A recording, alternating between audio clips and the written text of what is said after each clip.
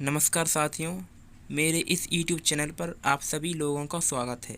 साथियों, जैसा कि आप सभी को पता है, SCERT द्वारा एक आदेश आया है और उस आदेश में बताया गया है कि जिन शिक्षकों ने पिछले साल निष्ठा के 18 प्रशिक्षण किए हैं, उनको एक ऑनलाइन निष्ठा कम्प्लीटली टेस्ट देना होगा। और ये टेस्ट इसलिए देना होगा क्योंकि आपको तभी निष्ठा का संपूर्ण प्रमाण पत्र प्राप्त होगा साथियों। और इस टेस्ट में सभी शिक्षकों को 60% अंक लाना अनिवार्य है। तो हम सभी को निष्ठा के 18 मॉड्यूल का पुनः एक बार रिवीजन अच्छे से करना होगा ताकि हमारे टेस्ट में अच्छे नंबर आ सकें। आज की वीडियो में साथियों हम बात करेंगे कोर्स नंबर 4, जिसका नाम है मॉड्यूल क्रमांक 4 यानी शिक्षण सीखने की प्रक्रिया में जेंडर की एकीकृत करना। साथियों, इस कोर्स से जितने भी महत्वपूर्ण क्वेश्चन बन सकते हैं वो सभी प्रश्न इस वीडियो के माध्यम से बताए जाएंगे। तो शुरू से लेकर अंत तक आप इस वीडियो में बने रहिए। यदि आप हमारे YouTube चैनल पर पहली बार विजिट कर रहे हैं तो हमारी चैनल को अभी सब्सक्राइब कर लीजिए, क्योंकि आपको हमारे चैनल के माध्यम से टीचर्स और दीक्षा ऐप से संबंधित इसी तरह की वीडियो मिलती रहेंगी। साथियों, यदि आप हमारे शिक्षक व्हाट्सएप ग्रुप से ज्वाइन होना चाहते हैं तो उसका लिंक वीडियो के डिस्क्रिप्शन में है। वहां से जाकर आप उस लिंक पर क्लिक करके आप हमारे शिक्षक व्हाट्सएप ग्रुप से ज्वाइन हो सकते हैं। चलिए साथियों जानकारी के लिए बता दूं, इससे पहले हम लोगों ने कोर्स नंबर 1, कोर्स नंबर 2 और कोर्स नंबर 3 भली बहुत ही अच्छे से आपको मालूम होगा। हम लोगों ने अच्छे जो भी मोस्ट इम्पोर्टेंट क्वेश्चन बन सकते थे कोर्स 1, कोर्स 2 और कोर्स 3 से सभी को देखा है। और आज हम देखने वाले हैं जो मोस्ट इम्पोर्टेंट क्वेश्चन नंबर 4 से बनेंगे, जिसका विषय है शिक्षण सीखने की प्रक्रिया में जेंडर की एकीकृत करना। इससे साथियों जितने भी महत्वपूर्ण क्वेश्चन बनेंगे सभी देखते हैं। चलिए साथियों स्टार्ट करते हैं। चलिए साथियों, कोर्स नंबर 4 का पहला क्वेश्चन है आपका, शिक्षण सीखने की प्रक्रिया में जेंडर एकीकृत का मुख्य उद्देश्य क्या है। साथियों, इसका राइट आंसर हो जाएगा, इस मॉड्यूल का मुख्य उद्देश्य शिक्षकों व बच्चों के बीच मौजूदा जेंडर संबंधी पक्षपात, पूर्वाग्रहों को पहचानना तथा बालिकाओं की शिक्षा व सशक्तिकरण को बढ़ावा देना। आइए साथियों, आप लोग जो भी क्वेश्चन कराते हैं हम साथियों, आप लोग अच्छे से नोट कर रहे होंगे।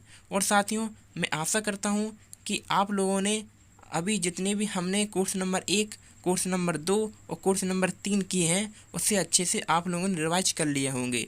ठीक है साथियों, चलिए साथियों अगला क्वेश्चन देखते हैं।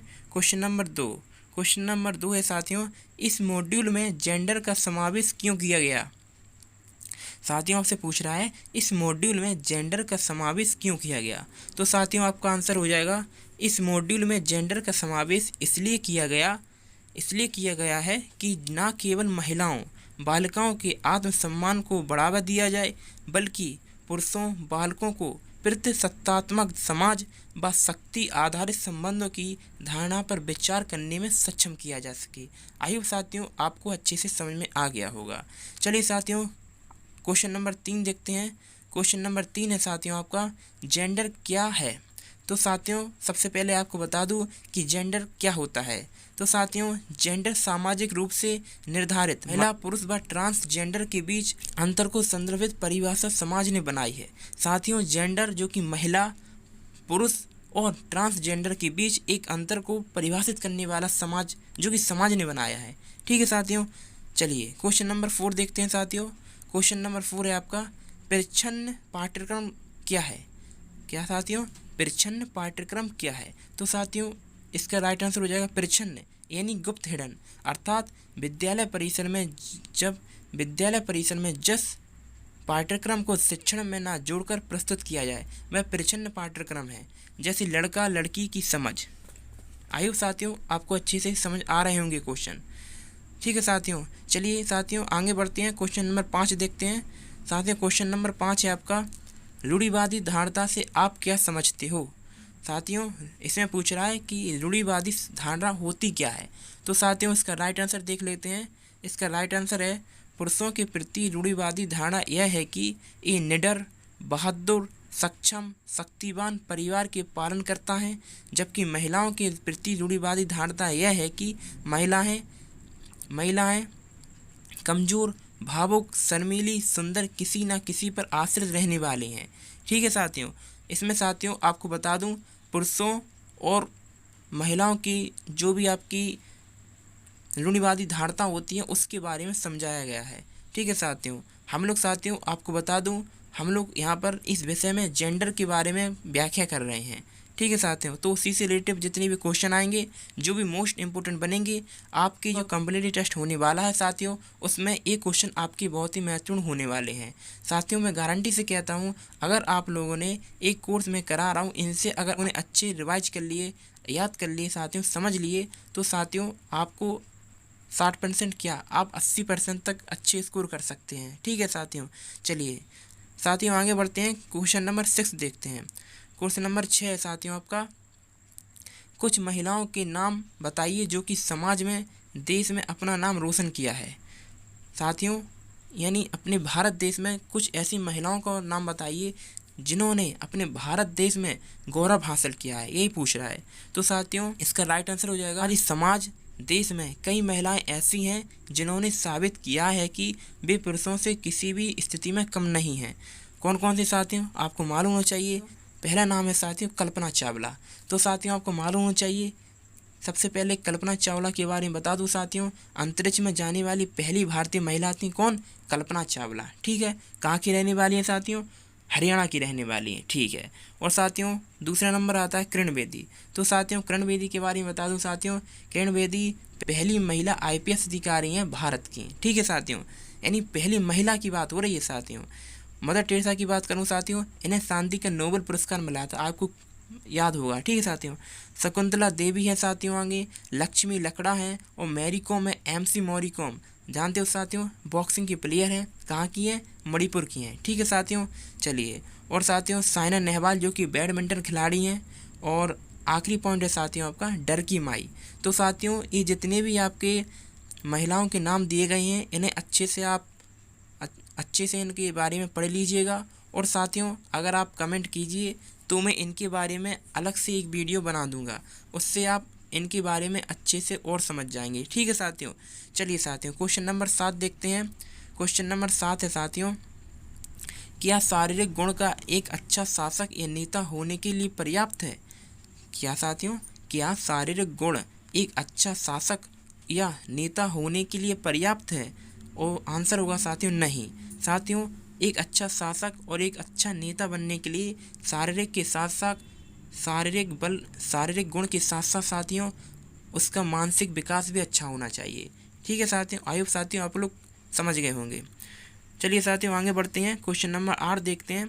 क्वेश्चन नंबर 8 है साथियों आपका, क्या महिलाएं शक्ति व अधिकार वाले पदों को संभालने के लिए पुरुषों की अपेक्षा कम सक्षम हैं। आंसर हो जाएगा साथियों नहीं, महिलाएं भी पुरुषों की भांति हर कार्यों एवं पदों पर पुरुषों की भांति सक्षम हैं। साथियों आपको मालूम होगा अभी जो करंट में चल रहा है, तो महिलाएं और पुरुष कदम से कदम मिला के चल रही हैं, तो किसी भी फील्ड में साथियों महिलाएं पुरुषों से कम नहीं हैं। आप समझ गए होंगे साथियों, यही इसमें दिया गया है। क्वेश्चन में दिया था कि महिलाएं पुरुषों की अपेक्षा कम सक्षम हैं, लेकिन आंसर हो जाएगा साथियों नहीं, महिलाएं भी पुरुषों बराबर की सक्षम हैं। ठीक है साथियों, चलिए अगला क्वेश्चन देखते हैं। अगला क्वेश्चन हो जाएगा आपका क्वेश्चन नंबर 9, क्या लड़कों की तरह लड़कियों को भी समता का अधिकार है। जी हाँ साथियों आपको मालूम होगा आर्टिकल 14 से 18 जिसमें कहा गया है समानता का अधिकार, तो साथियों उसमें लड़कों और लड़कियों को भी समानता का अधिकार बराबर कर रखा गया है। ठीक है साथियों, चलिए साथियों क्वेश्चन नंबर 10 देखते हैं। क्वेश्चन नंबर 10 हो जाएगा आपका, क्या पिता की संपत्ति में बेटियों का भी अधिकार है। इसमें लिखा गया है साथियों हाँ। साथियों आपको बता दूं आजकल क्या हो रहा है, पुरानी रिवाज चली आ रही है साथियों, पिता की संपत्ति पर केवल बेटे का हक माना जाता है, लेकिन मैं आपको क्लियर कर दूं साथियों, जितना हक बेटे का होता है पिता की संपत्ति पर, उतना ही हक बेटियों का भी होना चाहिए। यही साथियों लिखा गया है। क्या बेटियों का अधिकार भी है। जी हाँ, आप आंसर क्या लगाएंगे साथियों, हाँ बेटियों का भी अधिकार होता है। ठीक है साथियों, चलिए आगे बढ़ते हैं साथियों। क्वेश्चन नंबर 11 देखते हैं। क्वेश्चन नंबर 11 है साथियों, जेंडर और सेक्स में क्या अंतर है। तो साथियों इसका राइट आंसर हो जाएगा, जेंडर एक सामाजिक वर्गीकरण है, जबकि सेक्स एक जैविक वर्गीकरण है। ठीक है साथियों, चलिए क्वेश्चन नंबर 12 देखते हैं साथियों। क्वेश्चन नंबर 12 है सही जोड़ियाँ बनाइए। तो साथियों उत्तर हो जाएगा सही जोड़ियाँ इस प्रकार हैं। साथियों जैसा कि मैंने ऊपर बताया था कि जो महिलाएं दी गई थी उनके बारे में कुछ पॉइंट बताए थे, उसी पॉइंट को साथियों क्वेश्चन नंबर 12 में इन्होंने लिखकर बताया है। तो साथियों पढ़ते हैं क्या है इसमें। साथियों सबसे पहला पॉइंट कल्पना चावला। तो साथियों मैंने ऊपर भी जैसे बताया था कि कल्पना चावला पहली महिला भारतीय थी जो कि अंतरिक्ष यात्री थी। तो साथियों इसमें भी यही लिखा है साथियों, कल्पना चावला अंतरिक्ष यात्री संबंधित हैं। शकुंतला देवी मानव कंप्यूटर गणितज्ञ हैं। और किरण बेदी साथियों प्रथम महिला IPS अधिकारी है। जैसे कि मैंने साथियों ऊपर वाले क्वेश्चन में आपका आंसर बताया था कि किरण बेदी पहली महिला IPS अधिकारी हैं।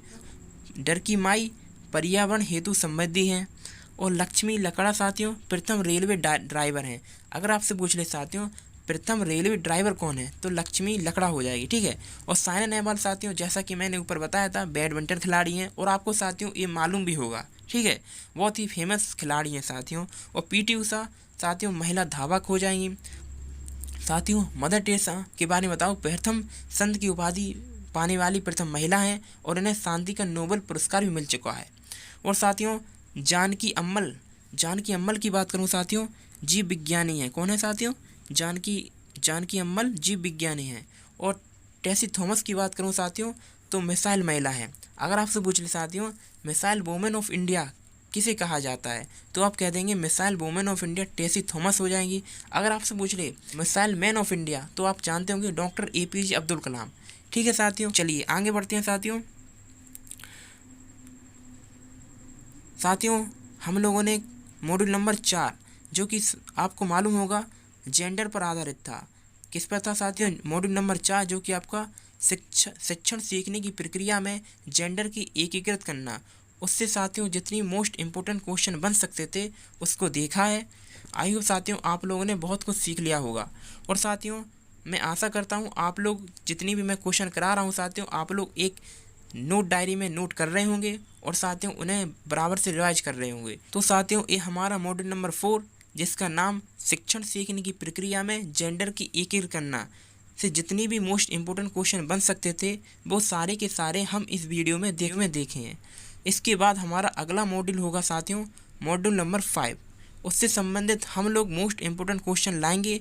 तो साथियों यदि आप कंप्लीट टेस्ट के लिए मॉड्यूल नंबर 1 से 18 तक सभी मोस्ट इम्पोर्टेंट क्वेश्चनों की वीडियो की PDF को चाहते हैं तो आप हमारे चैनल को अभी सब्सक्राइब कर लीजिए। और साथियों उसकी PDF हमारे व्हाट्सएप ग्रुप लिंक जो कि साथियों इस वीडियो के डिस्क्रिप्शन बॉक्स में है, वहाँ से जाकर आप लिंक पर क्लिक करके ज्वाइन हो जाइए, वहाँ पर आपको PDF मिल जाएगी। और साथियों अगर हमारे चैनल पर आप नए विजिट कर रहे हैं तो अभी सब्सक्राइब कर लीजिए क्योंकि साथियों इस चैनल के माध्यम से आपको टीचर्स और दीक्षा ऐप से संबंधित इसी तरह की वीडियो मिलती रहेंगी, ठीक है साथियों। आई होप साथियों इस वीडियो के माध्यम से आप बहुत कुछ सीखे होंगे। साथियों अगर वीडियो पसंद आए तो ज़रूर लाइक करें और शेयर भी ज़रूर करें साथियों, ठीक है। फिलहाल इस वीडियो में इतना ही, मिलते हैं नेक्स्ट वीडियो में। Thank you.